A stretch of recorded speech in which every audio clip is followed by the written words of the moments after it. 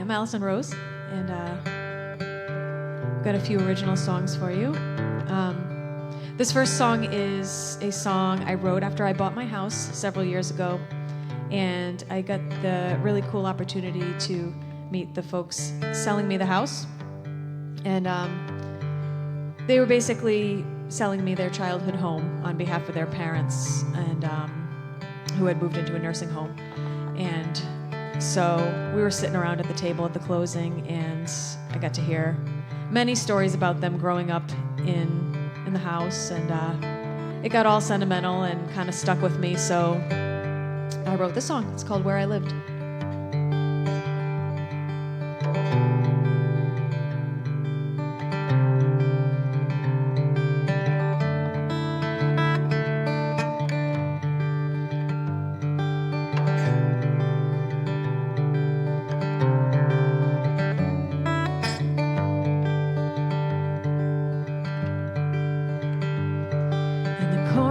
The kitchen, there's a crack up by the ceiling. Just seemed to show up there one day. I'm sure it didn't happen in the course of a few days. This settled over years of living. And when you walk up the stairs, look out for number 7. It always seemed a little weak. Well, I remember every line and the grain in every creek. You learn them too over years of living. Now there's new footsteps down the hall, new hand stains on the walls handed over with just my name signed on some page. There's a dog that barks, a car that's parked where Dad's old Chevy failed to start, and now it's just a place where I lived. Did you fix the bathroom sink? And if you give me time to think, I can count how many drips you'll hear from the bedroom to the hall. In the summer there's some daisies, in the spring the lilacs bloom, but it's nothing like that maple in the fall. Now there's new footsteps down the hall, new hand stains on the walls handed over with just my name signed on some page. There's a dog that barks, a car that's parked where Dad's old Chevy failed to start, and now it's just a place where I lived. Oh, we think that there's a ghost up in the attic. We named him after the next door neighbor's cat. Oh, I promise he's not me. And if you think that I'm kidding, just ask the guy that lives across the street.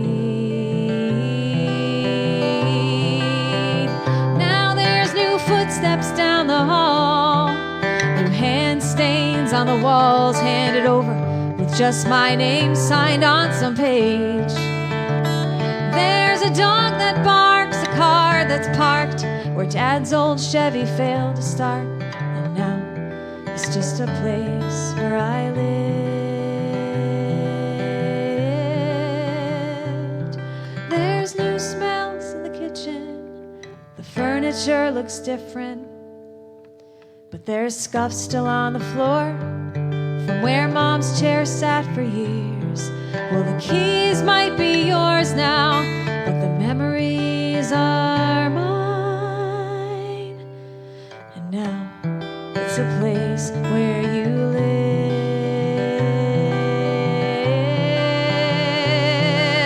Now it's a place where you live. Now it's a place where you live.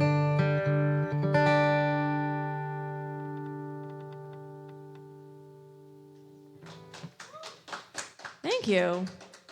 Thank you, thank you.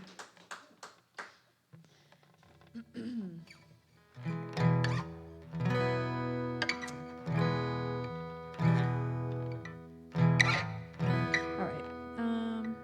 This next song is called Satellite.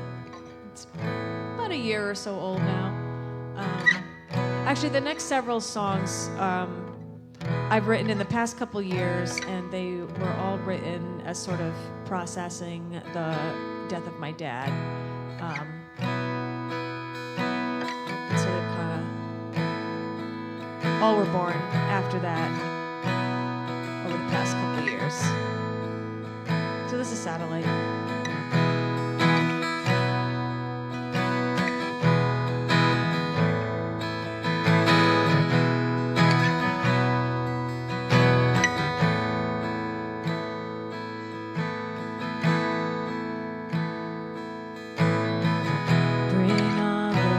She said,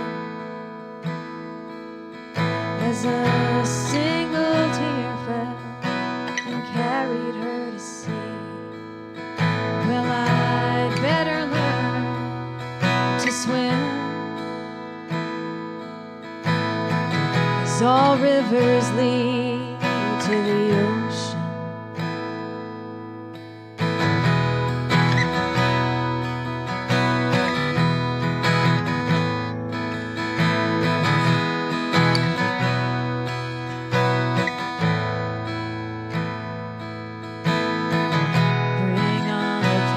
She said, 'cause I've carried heavier before. And if you can't escape the extra weight, then you'd better brace for more.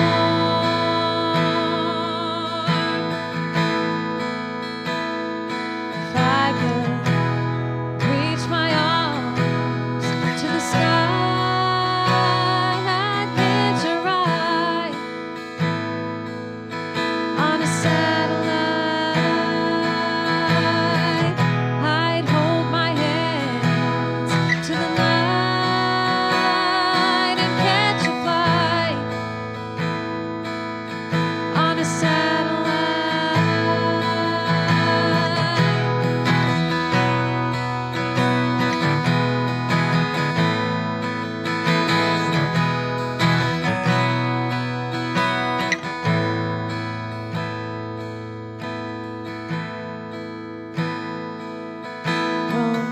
The sky is falling and the sun is gone. It's the end of the world as you know it.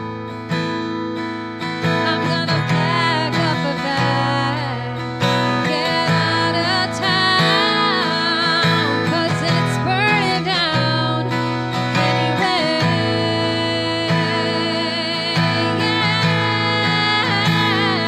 If I could reach my arms to the sky, I'd hitch a ride on a satellite. I'd hold my hands to the night and catch a flight on a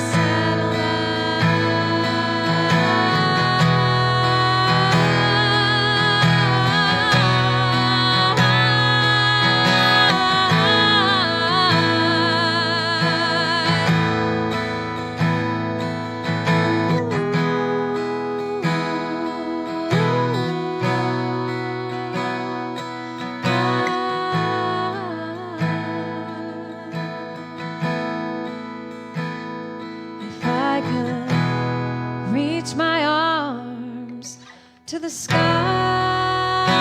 I'd hitch a ride on a satellite. I'd hold my hands to the night and catch a flight on a satellite.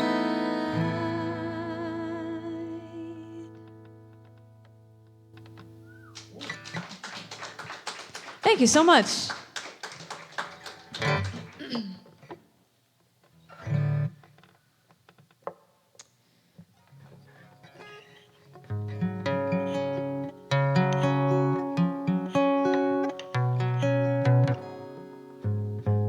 I hope you all like sad songs, because that's all I have for you guys.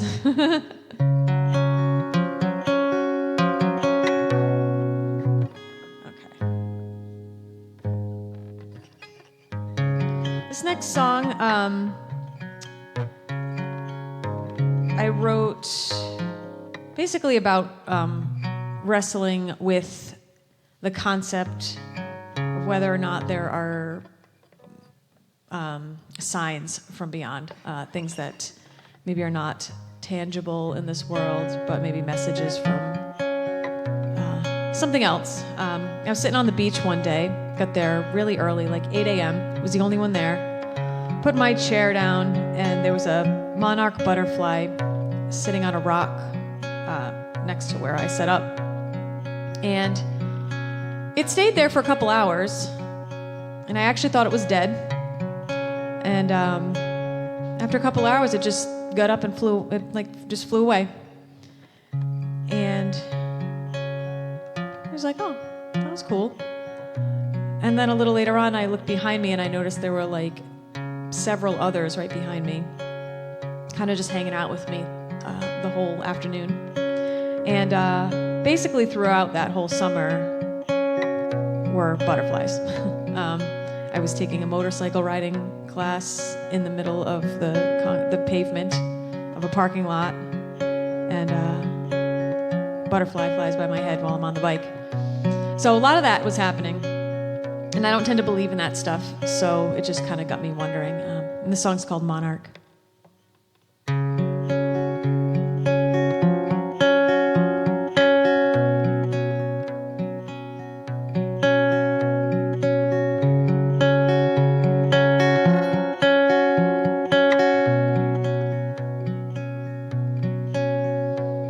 Hey Monarch, I didn't know you liked the beach, but you've been sitting here with me. Does the sun burn your wings? Hey Monarch, where'd you come from? Where you going? Or do you even know it?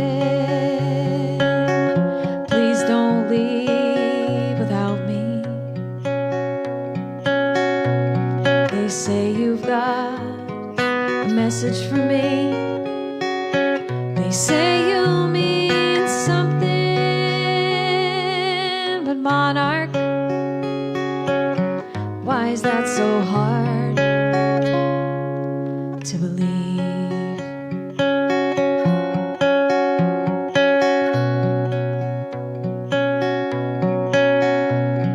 Hey Monarch, can they hear me from the ground? Try my best to sing loud. Will you carry the sound? And Monarch, sometimes I wish I were like you and hide away when I want to and come back someone else. They say you've got a message for me. They say you mean something, but Monarch, why is that so hard to believe?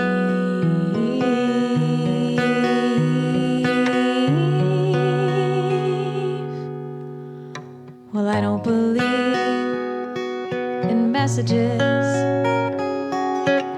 but if you've got something, then Monarch, I'll be listening.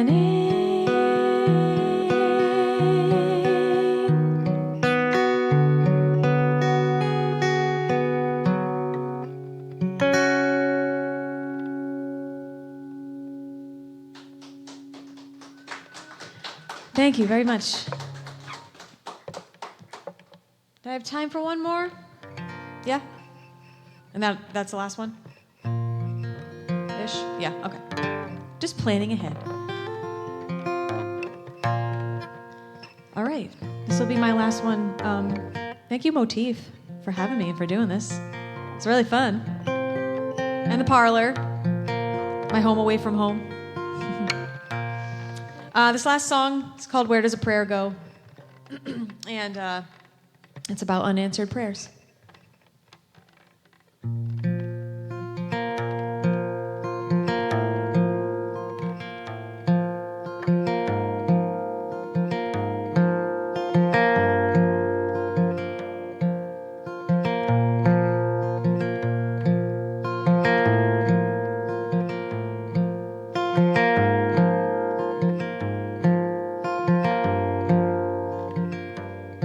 Should I say it out loud? Can I say it in my head? If I sit and write it down, I wouldn't know where I should send it. Well, it never really made sense to me to talk to the sky, but the birds and the balloons and the sun seem to know why. Is anybody listening? Tell me, where does a prayer go when it's parted from your lips? Is there a God that I should thank or blame or cry to for all this? And if he's even there, I wouldn't know what to say. Tell me, where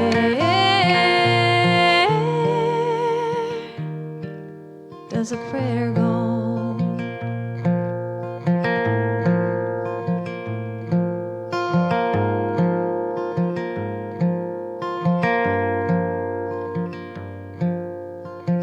In church they always taught me to get down on my knees and bow my head and fold my hands and close my eyes and speak. Well, it never seemed much different than talking to a wall, 'cause anyone with ears that hear might answer after all. Is anybody listening? Tell me, where does a prayer go when it's parted from your lips? Is there a God that I should thank or blame or cry to for all this? And if he's even there, I wouldn't know what to say. Tell me, where does a prayer go?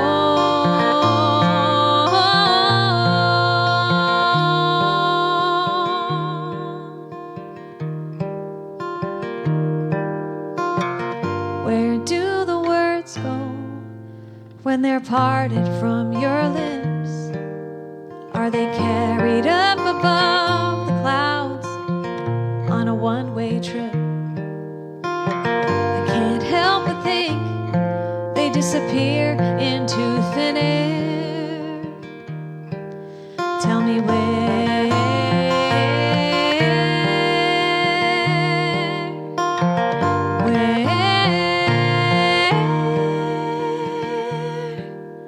does a prayer go?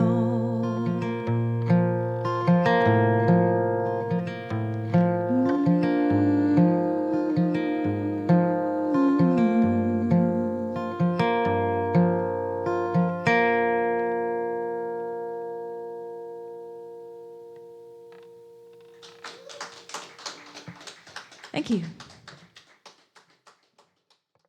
Hello and welcome back to Motifs Between the Notes, sponsored by Mother Earth and Trinity Brew House. I'm here today at the Parlour with Allison Rose. How are you doing today? I'm great. How are you? Great. You just put on such an amazing performance. Thank you. So thank you for that. Thank you. So a few months ago in March, you won 2 Motif Magazine Rhode Island Music Awards for Best Singer-Songwriter and Album. During the acceptance of those awards, you thanked the crowd for liking sad songs. Yes. What is it about sad songs that make them the main type of song that you write? Oh, man. I've always gravitated toward. My earliest memories of listening to music was kind of like liking the sappy songs. And it kind of just so happens that I do most of my writing when I'm sad. Yeah. Or maybe angry, but anywhere in that like sad space, really, I think it just gets me really vulnerable and able to stop overthinking and write songs. So, yeah, I like listening to them, and I'm able to be more vulnerable and write them. So you get more inspired during sad times Yeah. than the happier ones. Yeah. And it translates to these beautiful songs, though. Thank you. So yeah, your songs are very vulnerable. What would you like your listeners to experience while listening to them? Whatever they need to. I think that it's really important to me to write honestly and with vulnerability. And that can be hard to do, but I've learned over the years that by doing that, people connect with it more.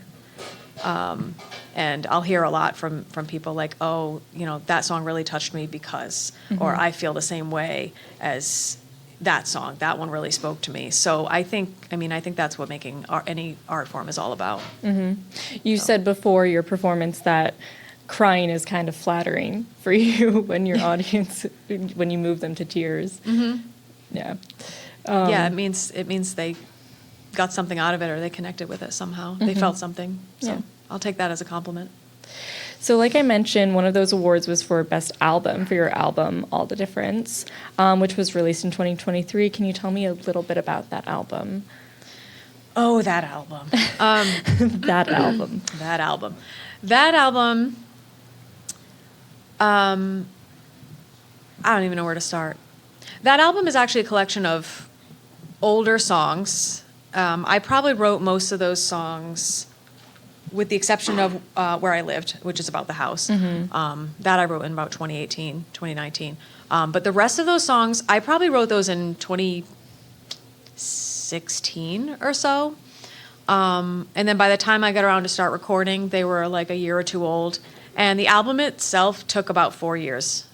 4 years. To complete. I almost ditched the whole thing in the middle. Just there were almost every barrier in the world to get that project done. COVID, just a lot of like creative struggles. There were 3 recording studios and 2 producers involved. There's a lot of like transitioning and re-recording of things. How many renditions did you go through of the album? Not of the full album. There were probably, I would say three-ish, maybe 4 songs off the top of my head that we re-recorded from scratch, for various reasons depending on the song. But yeah, it was hurdles, a lot of hurdles. But I'm happy with how it came together, and I'm glad that it's finally out there because I felt badly that it took so long. It was anticipated, and I was like, "It's out. I'm still working on it. I promise. I'm not lying to you. It's not. It's not. Just keep teasing it." Yeah, exactly. You have an EP that came out just a few months ago, with songs inspired by your father, who passed away from COVID a few years ago. How was that journey to write those songs and create this EP? Necessary. Was it cathartic? Yeah, I think so. I mean, I said earlier that I write mostly when I'm sad, so I had plenty of sadness to write. And when you're in a space of such deep grief, you are very vulnerable. So it kind of freed me up for those songs to be created. The song "Where Does a Prayer Go" was the first of that batch of songs on the EP that I wrote, and I actually wrote that when my dad was in the ICU. Because one of the things that you hear often when bad things are happening is "I'll pray for you," thoughts and prayers, like that kind of stuff, which is a beautiful sentiment. Like I'm not You're ungrateful grateful for that, it, yeah. But what if it doesn't work? Then what? Yeah. So that's where that song came from. But yeah, it was cathartic. That's a good word.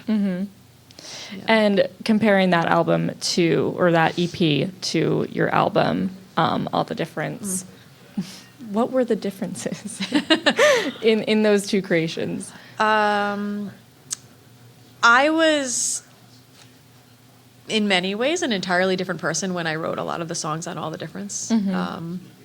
Some of those were pre-divorce. Some were shortly after my divorce, which is in like 2017-ish.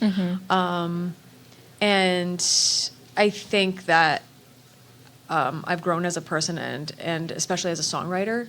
So while I'm proud of All the Difference and how it came out, I'm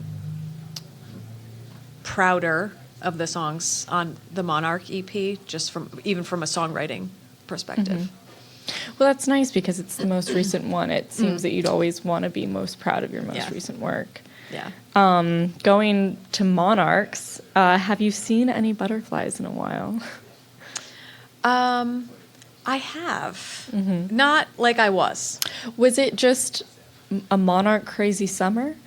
Because Yeah. that beach story is so intriguing. Yeah, I don't know why. It just was. It was Monarchs and the 11/11, which again, as someone who doesn't really believe in that stuff, like I want to roll my eyes at my own self saying like about all the 11/11s, but it was like freaking me out.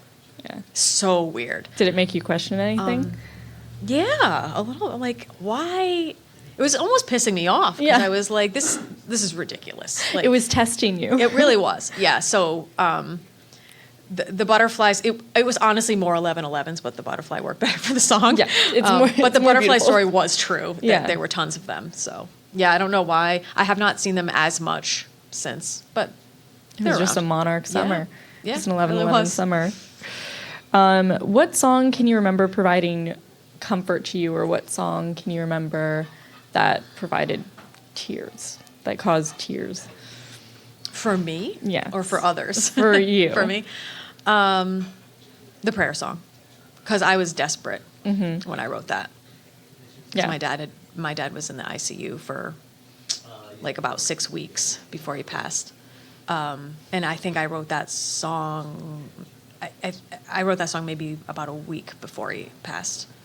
Okay. So I think that was the one. How do you not get so emotional on stage? I mean, I'm such a crier, so I can't imagine singing some of your music. I'm a lot more of a crier now, in life, but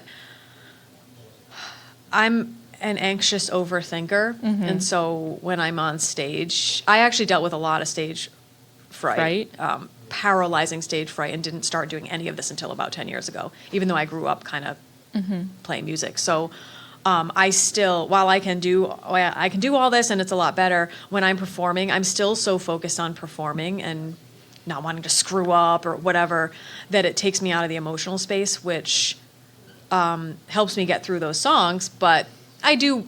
It's almost like autopilot in a Yeah, sense. it is. Yeah, but it does. Sometimes I wish I had a little less of that overthinking so that I could connect a little more emotionally while I'm performing, if that makes sense. Yeah. Yeah. Talking about your earlier music career, when did you get into music?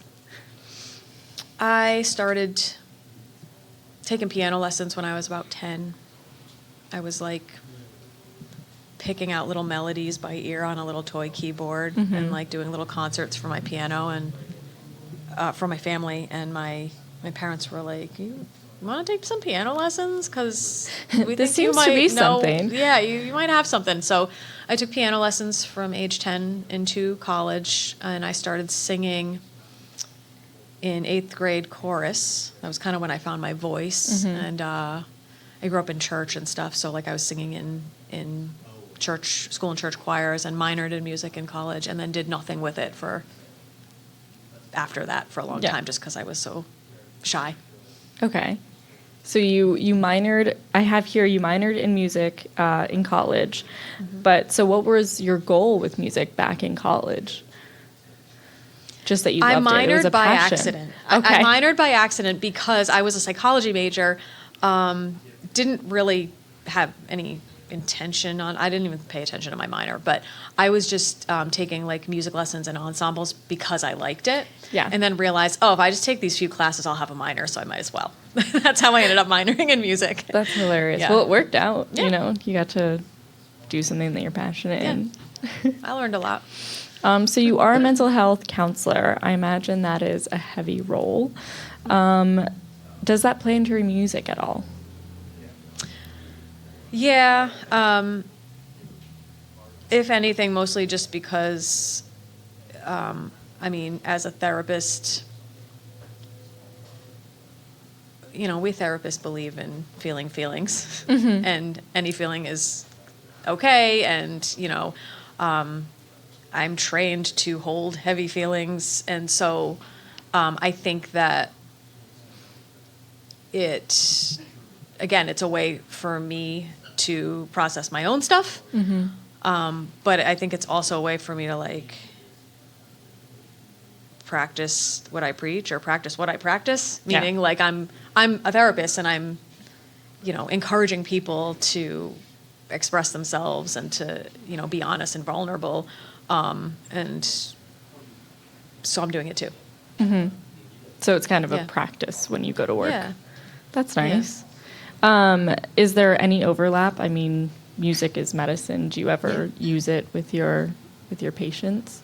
Yeah, I like a lot of kind of creative interventions and stuff with in my sessions. If that's what that particular client resonates with too, obviously. But yeah, I have used music, listening to music, playing music on instruments, writing things with clients. They might like bring a song. We might like analyze lyrics that mean something, and then that generates a whole conversation. When I used to work at the state hospital, Eleanor Slater, the state psychiatric hospital, and those are long-term patients. And a coworker and I started a group there, like a band, with some of the patients. So group work is cool as well. So yeah, it definitely overlaps. Okay. And you mentioned that you write most when you're sad. Have you ever experienced writer's block before? All of the time. You're kind of like, can I just be sad? Yeah, seriously. I'm not one of those writers that can just sit down and write a song. At least not a good one. You need to buy a house from somebody and then have yes. something click. I need to buy houses. Yeah. to write a keep song. doing it. Yeah. Just keep doing it. A real estate investor. No, but I wish I had that discipline or ability to just be like, I'm gonna spend the next, like those Nashville songwriters, like we're gonna get in a room and we're gonna write a song today. Yeah. So sometimes I won't write anything for months. How do you combat that? Do you just wait till something sparks your interest? I've stopped putting pressure on myself. That was one thing pre-pandemic, I got really burnt out and kind of took a break from music. And then the pandemic happened and kind of everybody had to take a break from performing and stuff. So I promised myself that after the pandemic, when I started getting back out again, that I would not put pressure on myself. Like, this is not my job. I'm not a full-time musician. This is my art.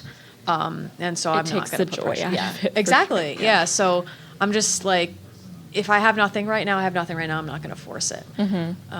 And I'm actually pretty happy right now, which is I'm like in a new relationship and stuff, so I'm like happy. Yeah. So I'm like, oh, no more songs. Sorry, everybody. We have to wait till we get in an argument or something. We're just going to take a few months. Yeah. Get in a fight, and we're just waiting for him to do something wrong. Yep. Exactly.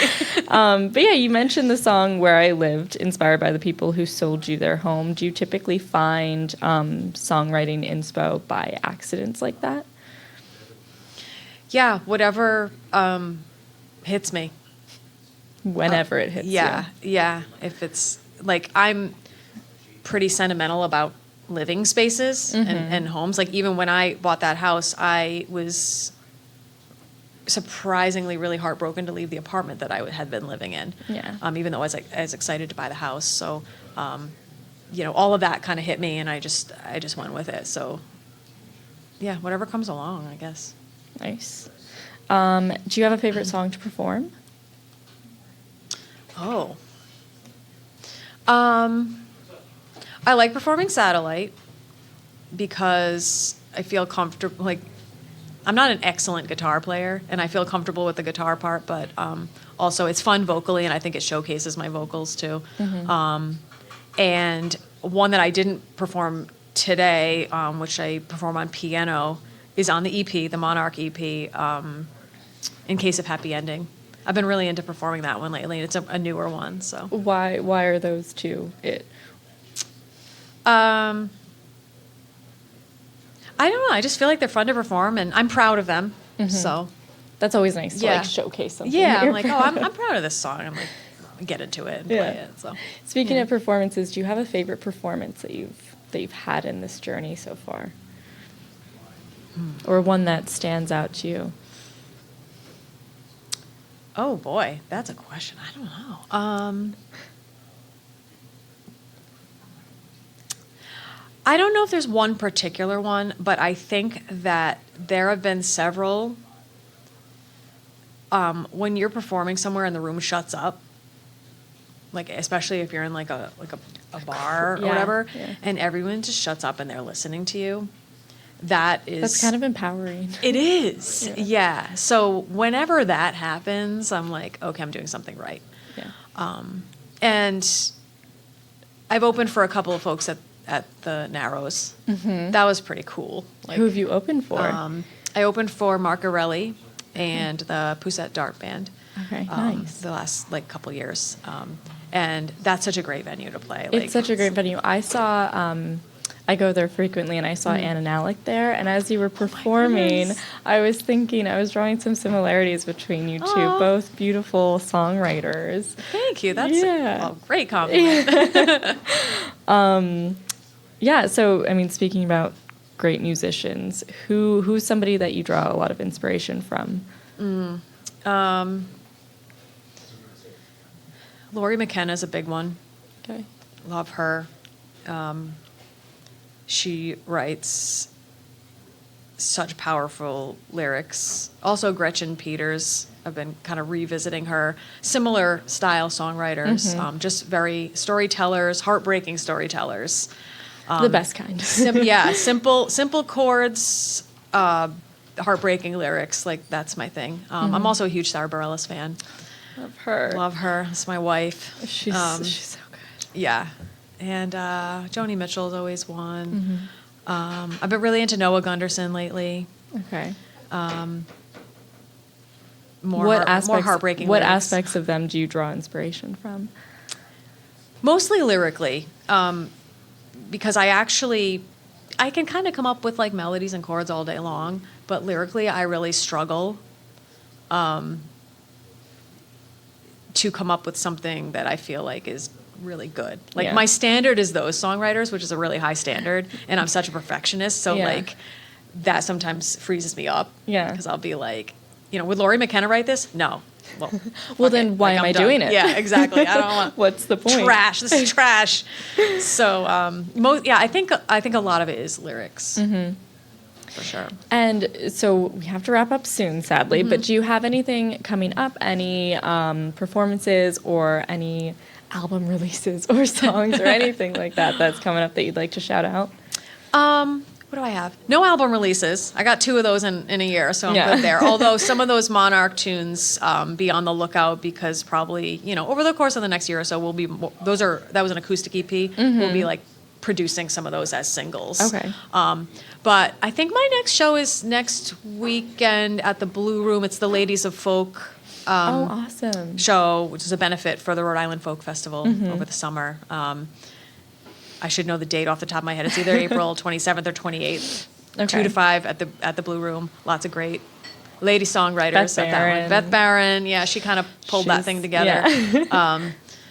So, yeah, I think that's my next one. Nice. And where can people find more of your music? Social media, Yeah. Bandcamp. My website is AllisonRosemusic.com. Allison Rose Sings, Allison with 2 L's, is my Instagram handle. That's probably the best place. I'll post videos and things on there, and You'll post all the announcements of updates. gigs. Yeah, and Facebook too. Okay. So, yay. All right. Well, thank you so much for being here, Thank you. Allison. Thank you again to the Parlour and our sponsors, Mother Earth and Trinity Brew House. I'm Tess with Motif Magazine. This is Between the Notes, and we'll see you guys next time.